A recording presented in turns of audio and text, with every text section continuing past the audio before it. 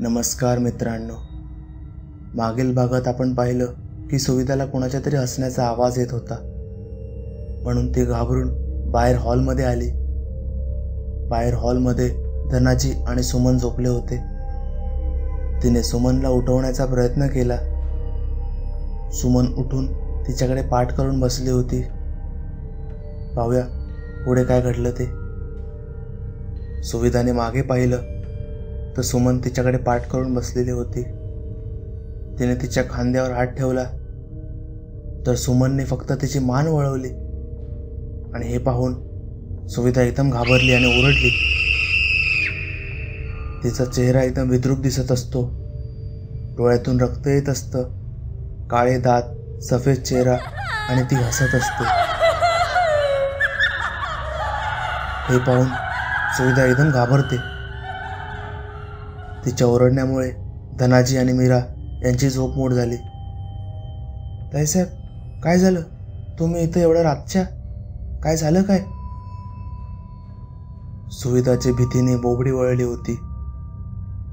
ती हाताने धनाजीला मागे इशारा करते. धनाजी मागे पाहतो तर तिकडे कोणीच नसतं. सुमन दुसऱ्या खोलीतून बाहेर येते. काय झालं ताईसाहेब? एवढ्या जोरात का ओरडलात? सुमन विचारते. तू आता माझ्या समोर होतीस ना, मग तिकडून कशी बाहेर आलीस? सुविधा घाबरत विचारते. नाही ताईसाहेब, मी आता बाहेर आलो तुमच्या समोरून, बाथरूम मधून, सुमन म्हणाली. आणि तिच्या होकारात हो मिसळत धनाजी म्हणाला, वय ताईसाहेब, तुम्हासनी भास झाला असेल. सुमन, जा ताईसाहेबांना पाणी घेऊन ये. काय झालं मम्मी? सर्व ठीक आहे ना? मीराने विचारलं. त्यावर, हा बाळा, सर्व ठीक आहे, तू झोप, म्हणून मीराला झोपवलं. सुमन पाणी घेऊन बाहेर येते. सुविधाने पूर्ण पाण्याचा पेला संपवला. मी खोटं नाही बोलत आहे, मी आत्ता माझ्या डोळ्याने पाहिलं. खूप विद्रूप दिसत होती ती, सुविधा कळकळीने सांगत होती. या सर्वात पहाटेचे 4 वाजले होते.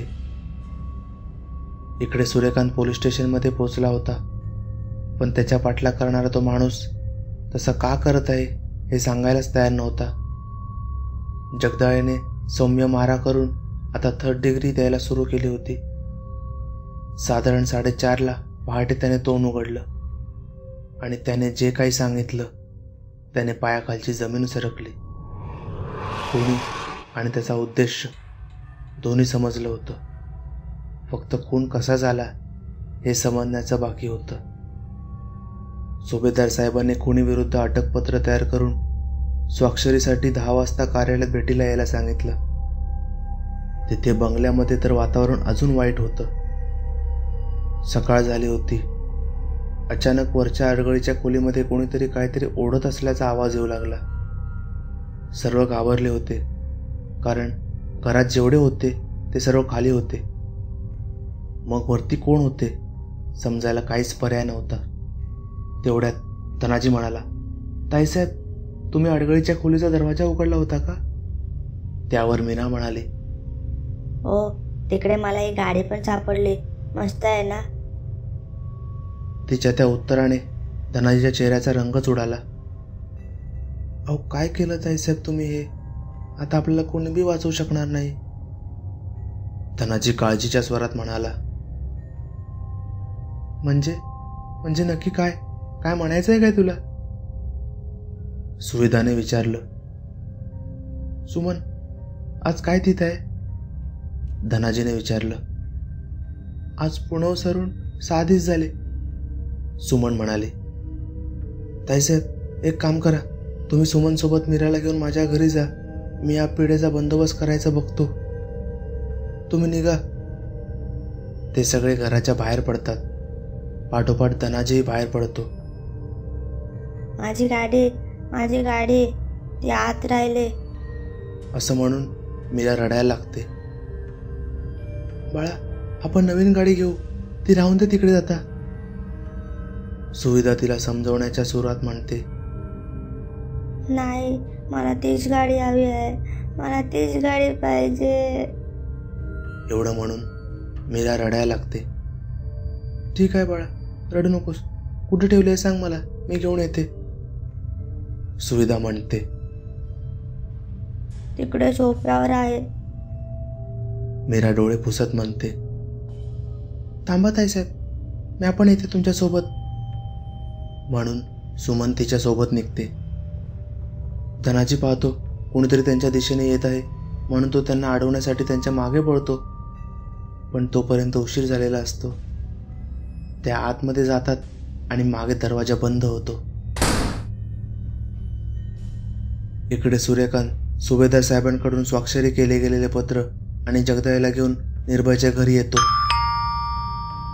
नोकर पोलीस आल्याची वर्दी देतो तसे निर्भय खाली येतात.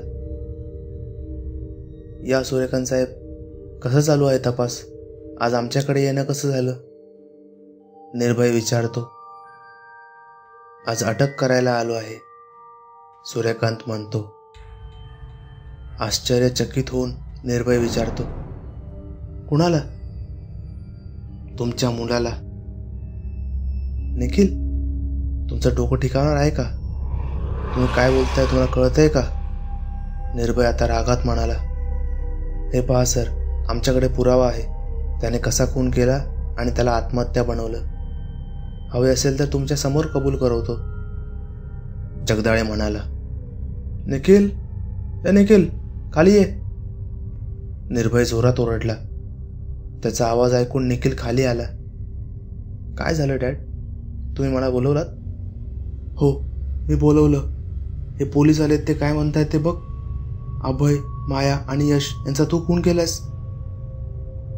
निर्भय त्याच्या मुलाकडे पाहत म्हणाला. काय? मी कशाला खून करू? ते पण माझ्याच घरातल्या माणसांचा? शक्यच नाही डॅड. अहो, यांना आरोपी मिळत नाही म्हणून ते कोणावर पण आरोप करतात. अहो, यांच्याजवळ पुरावा पण नसेल. निखिल आवाजात पोकळ आत्मविश्वास आणत म्हणाला. पुरावा हवाय ना तुला? थांब, आता देतो. घेऊन या रे त्याला आतमध्ये. सूर्यकांतने हवालदारांना बोलवलं. तसे 2 हवालदार 2 व्यक्तींना घेऊन आत आले. हा बघ पुरावा, सूर्यकांत म्हणाला. हे कोण आहेत?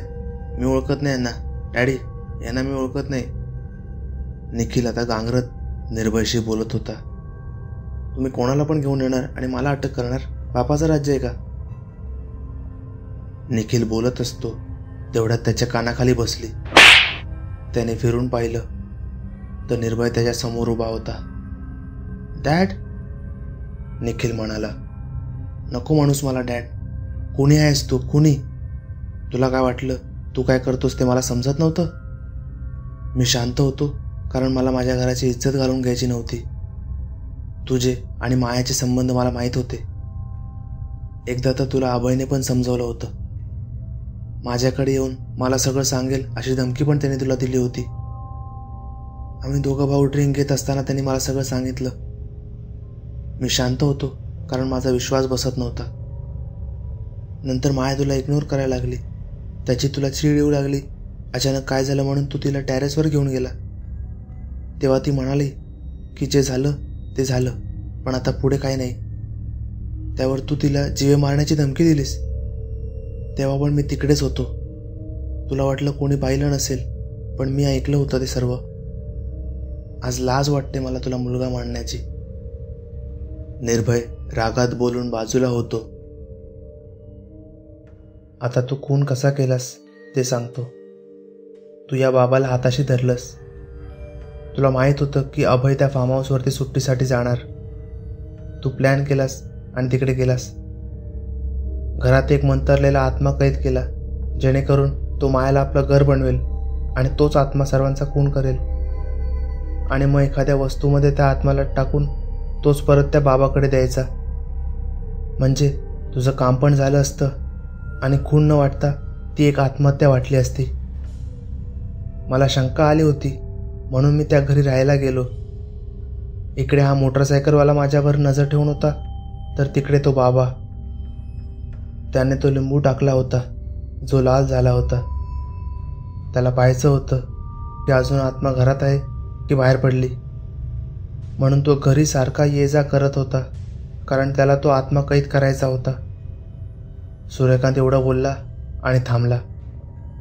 वाह, मानलं पाहिजे तुला, मस्त शोध लावलास. पण एक गोष्ट तू विसरलास, तुझी बायको आणि मुलगी अजूनही त्याच घरात आहेत.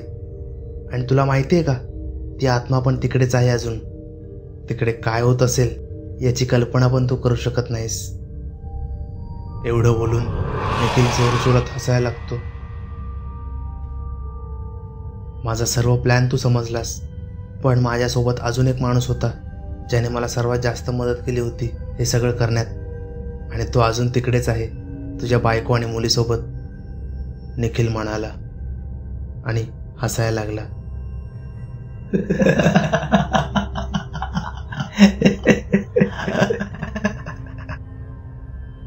कोण आहे तो, नाव सांग मला. सूर्यकांतने त्याची कॉलर पकडली. निखिल हसतच बोलत होता. मी नाही सांगणार तुला, जा जाऊन शोध तूच.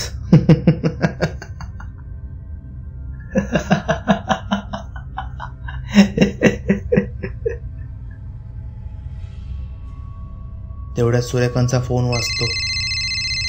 पलीकडून धनाजी सर्व सांगतो ते ऐकून सूर्यकांतच्या पायाखालची जमीनच सरकते. हातातून फोन खाली पडतो. काय झालं, आत्माचा प्रभाव अजून आहे ना? माझ्या साथीदाराने त्याचं काम केलंय. जा वाचव तुझ्या बायकोला आणि मुलीला, जा. निखिल जोरजोरात हसायला लागतो.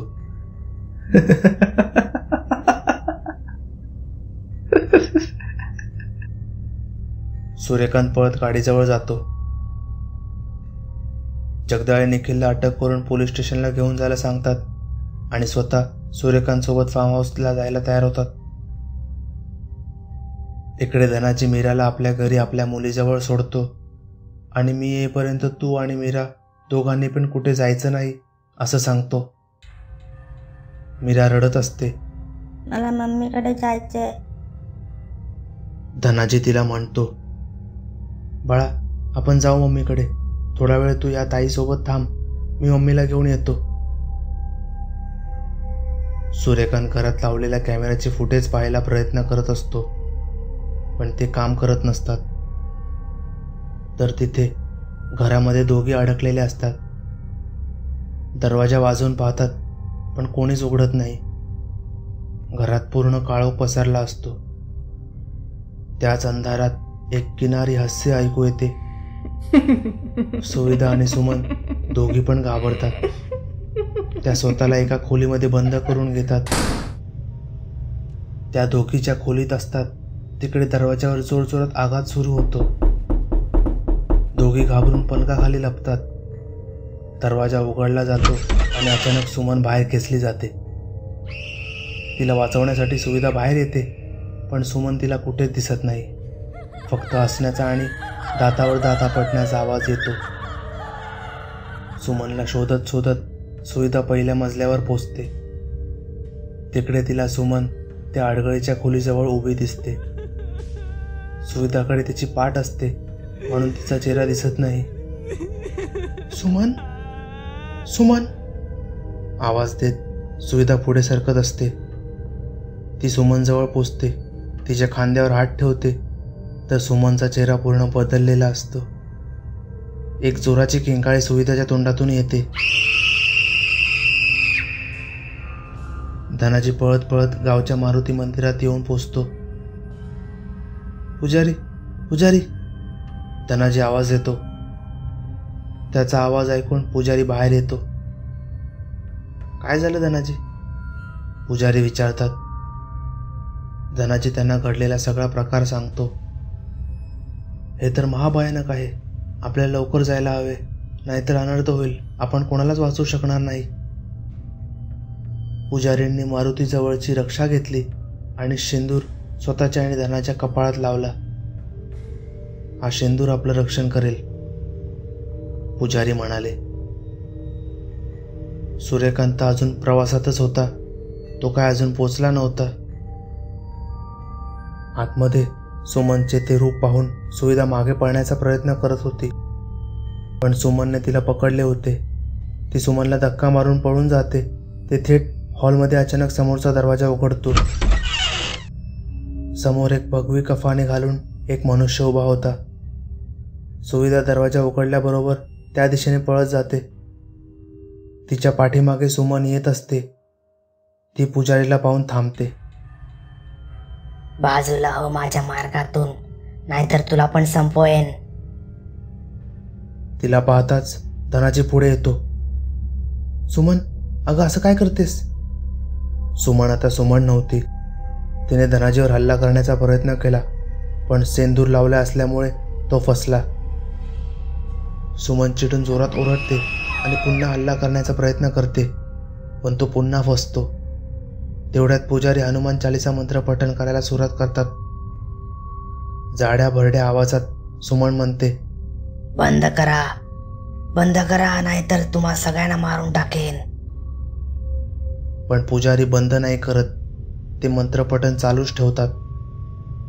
सर्व चालू असताना सूर्यकांत जगदाळे सोबत येतो. त्याला पाहून सुविधा पळत जाऊन सूर्यकांतला मिठी मारते. आपलं बाळ कुठे? सूर्यकांतने विचारलं. माहित नाही, ती धनाजी सोबत होती. सुविधा बोलते.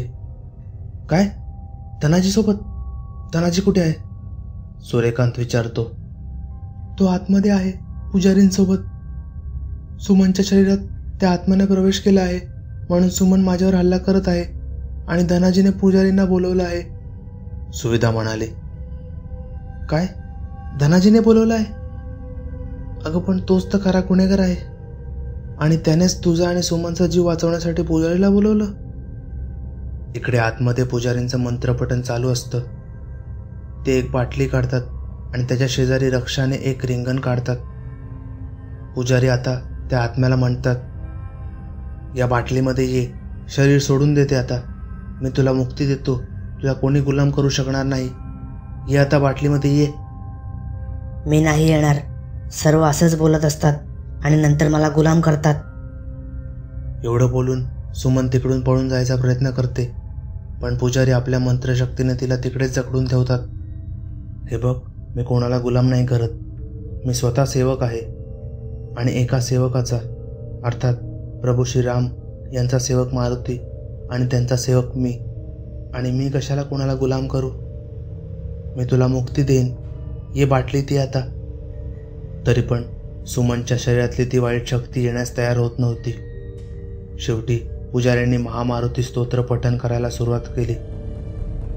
त्यांच्या शब्दांचा आघात त्या वाईट शक्तीला असहाय होतो आणि सुमन म्हणते, थांबा, मी येते, मला मुक्ती द्या. असं म्हणून सुमनच्या शरीरातील ती काळी शक्ती बाटलीमध्ये येते. पुजारी त्यावर झाकण लावतात. धनाजी, हे घर आता मुक्त झालं आहे. सुमनच्या चेहऱ्यावर पाणी मार, ती शुद्धीवर येईल. म्हणून पुजारी तिकडून जातात. स्वच्छ प्रकाश आता त्या घरात येत असतो. मावळतीची किरणं घरात पसरतात. जगदाळे धनाजीला आता अटक करतात. सुमनला सर्व गोष्ट धनाजी सांगतो. साहेब, मला माफ करा. पैसे आणि जमिनीसाठी मी हे समजा केलं. अभय साहेबांचा खून होणार मला माहीत होतं. मी आज ती आढळ या घरात आणली होती. ती त्याच गाडीमध्ये होती जी मीराला भेटली होती. त्या बाबानं सांगितलं की गाडी दिली की मला सांग, म्हणजे मी तो आत्मा मुक्त करेन. आणि तो आत्मा त्याचा गुलाम होता, पण खून झाल्यानंतर तो आत्मा बंदी व्हायला तयार होत नव्हता. तरी पण त्या मांत्रिकाने कसा तरी त्या आत्म्याला पुन्हा एकदा त्या गाडीत कैद केला होता, आणि म्यानंतर त्या गाडीला आडगळीच्या खोलीत ठेवून आलो होतो. मांत्रिक येणार मनुष्यानं वाट बघितली, पण तो काय आला नाही. तेवढ्यात ती गाडी मीराला भेटली आणि तो आत्मा मुक्त झाला. नंतर काय घडलं हे तुम्हासनी सगळं माहीत आहे. मला माफ करा साहेब, माझ्यामुळे तुम्हा सर्वांना त्रास झाला. माझी चूक मला समजली, म्हणून ताईसाहेबांना मी वाचवण्यासाठी धावलो. मीरा माझ्या घरी माझ्या मोठ्या मुलीसोबत आहे. सुमन, जमलं तर मला माफ कर. केस सोडवली जाते. मीरा, सुविधा आणि सूर्यकांत अजून थोडे दिवस तिकडेच राहतात. आता ते घर पूर्णपणे मुक्त झाले आहे. पुन्हा एकदा 30 दिवसात केस सोडवली होती सूर्यकांतने, आणि आपलं नाव आणि रेकॉर्ड कायम ठेवलं होतं. दोषींना योग्य ती शिक्षा मिळाली आणि धनाजी माफीचा साक्षीदार झाला, त्यामुळे त्याची शिक्षा कमी झाली होती. सूर्यकांत आपल्या नवीन केसवर काम करत आहे. प्रार्थना करूया आता त्याला परत कोणत्याही भूताचे केस मिळू नये.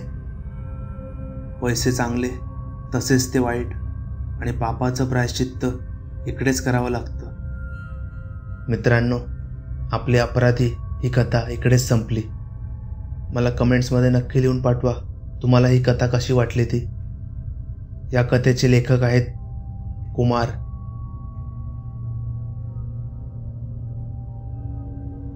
ही कथा जर तुम्हाला आवडली असेल तर लाईक करायला विसरू नका. तुम्ही या चॅनलवर जर पहिल्यांदाच आला असाल तर चॅनलला सबस्क्राईब करायला विसरू नका. पुढील असलेले बेलचे बटन प्रेस करा, जेणेकरून पुढच्या व्हिडिओचे नोटिफिकेशन तुम्हाला सगळ्यात पहिले भेटेल. आमच्या कथा तुम्हाला कशा वाटतात हे आम्हाला कमेंट बॉक्समध्ये लिहून नक्की पाठवा. तुमच्याकडे पण अशा काही कथा किंवा अनुभव असेल तर त्या तुम्ही आमच्या ईमेल आय डीवर शेअर करू शकता. आमचा ईमेल आय डी तुम्हाला डिस्क्रिप्शन बॉक्समध्ये मिळून जाईल. धन्यवाद.